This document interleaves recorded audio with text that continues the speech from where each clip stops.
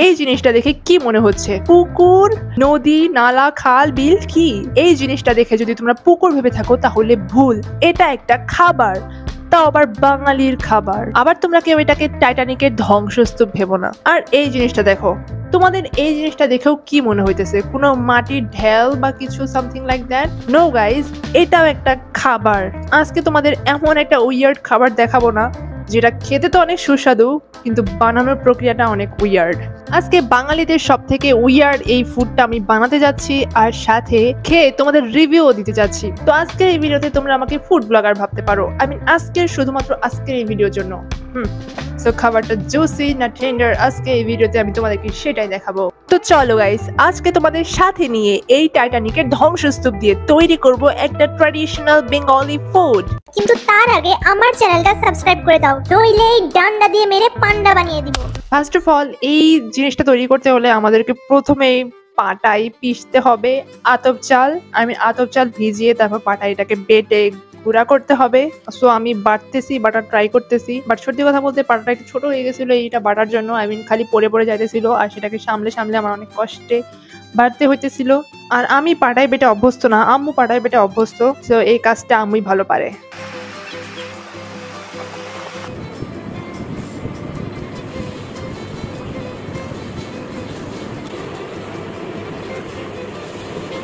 পাটাই পিষে এই জিনিসটাকে কিন্তু আবার চালতেও হয়। একবার পিষলে কিন্তু হয় না, এটাকে কয়েকবার করে পিষতে হয়। প্রথমবার পিষার পর এটাকে একটু ছেলে তারপর আবার পিষতে হয়। সো এটা মেকিং প্রসেসটা কিন্তু কিছুটা কষ্টের। আর তোমার যদি ব্লেন্ডার থাকে তোমরা ব্লেন্ডারে করে নিতে পারো, এত কষ্ট করার কোনো দরকার হয় না। বাট আম্মু সবসময় ট্র্যাডিশনাল ওয়ে ফলো করে। তো পিষার পর এই গুঁড়াগুলোকে আমরা মাটির ঢেলে পরিণত করছি। একটা কথা আমার অনেক কষ্ট লাগতেছে যে আম্মু যখন পানি দিতেছিল, এই ঢেলগুলা মেক করতেছিল, তখন আমি ভিডিও করতেছিলাম কিন্তু ভিডিওতে আমি ক্লিক করি নাই। আমি খেয়ালই করি নাই যে আমি ভিডিও অন করা বাটনটা ক্লিকই করি নাই। আমি এটা তোমাদেরকে দেখাতে পারলাম না, আই এম সরি গাইস, এই আমার গাধামির জন্য। এনিওয়ে, আমাদের মাটির ঢেল আমাদের এটা প্রস্তুত হয়ে গেছে। এই যে হ্যাঁ, তোমাদের একটা জিনিস বলি, আমি তোমাদের বলিনি এই জিনিসটার নাম কি। এই জিনিসটার নাম হইতেছে কলার নাস্তা। যারা তোমরা কলা খেতে একদম পছন্দ করো না, তারাও এই জিনিসটা মেক করে অনেক সুস্বাদু ভাবে খেতে পারো। তোমরা যেটা দেখতেছো এটা কোনো শ্যাওলা ঠেওলা বা কোনো কিছু না, এটা কলা। কয়েকদিন আগে এই কলাগুলা কিভাবে ফ্রিজে রাখছিল, এখন এটাকে বের করে আমরা প্রস্তুত করব। সো আমরা রাইস কুকারে রান্না করতে যাচ্ছি, এই জন্য আমরা এটাকে রাইস কুকারে গরম করতে দিব। আর কিছুক্ষণ গরম হওয়ার পর আমরা এটার মধ্যে মাটির ঢেলও ছেড়ে দিব, সাথে আমাদের প্রয়োজনীয় যেসব মশলা মাসলি, চিনি, লবণ, যা কিছু দরকার আর কি, তেজপাতা, দারচিনি, ইচ এন্ড এভরিথিং সবকিছু আমরা এটার মধ্যে দিয়ে দিব। বাই তেজপাতাগুলো এমন ভাবে লড়তেছে মনে হচ্ছে নৌকা। So satisfying. সো এগুলা দেওয়ার পর আম্মু আমাকে বলতেছে যে এটার কাছে বসে ওয়েট করতে। এটা যদি উপচে যায় তাহলে পড়ে যাবে, এর জন্য আমাকে বসে ওয়েট করতে হইতেছে। এখনো হয় নাই কেন এখনো? এরপর এটার মধ্যে আমরা দুধ দিয়ে দিব। বলতে গেলে এটাই মেইন মশলা।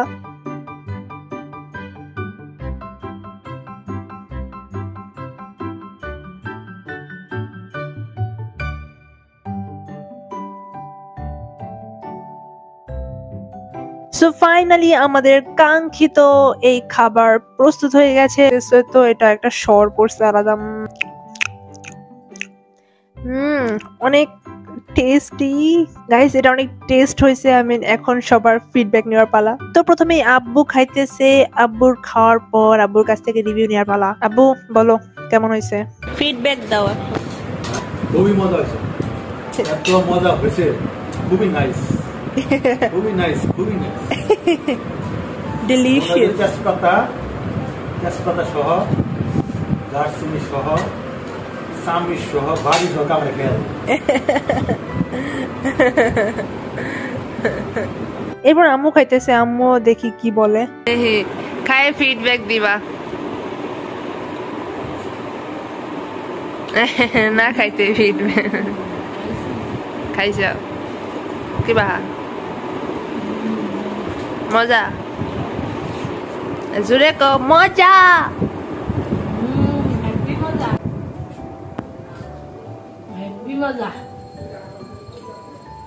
নাও এখন আমার খাওয়ার পালা। সবার শেষে আমি খাইতেছি।